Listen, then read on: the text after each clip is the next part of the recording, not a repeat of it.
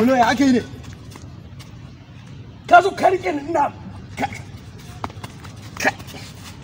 Kai me BULO ya aka yi ne? Ka zo da sauri ka buge ni haka. Sai ka ci ana gudun mafalaki haka? Ka san me yake faruwa?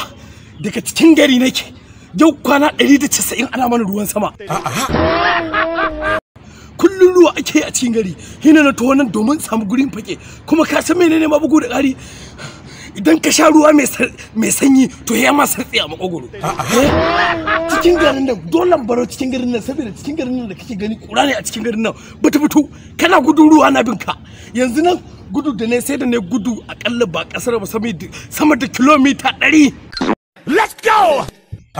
Nake gama amma ina gudu da na dauki kafata sai ruwa ya sauka a gudu da na dauki kafata sai ruwa ya sauka a gudu da na dauki kafata sai ruwa ya sauka a gudu ni ne nake ta gudu nake zuwa zan nake so zan je nan ka san maya akai baka san me ya faru ba a cikin garin nan nan ka san irin tirago din nan na fim Ina ban sani ba. to tirago din nan kwanaki sai da na kikkille guda 150 kai.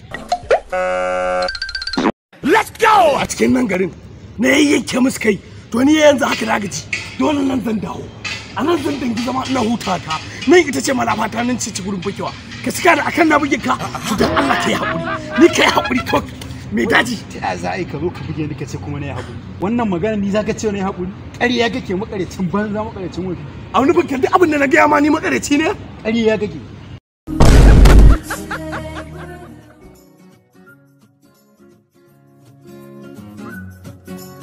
To yanzu ga mun gaskiya, gudun me kake yi? Wallahi kashi ne ya matso ni nake masifar jin kashi. Let's go!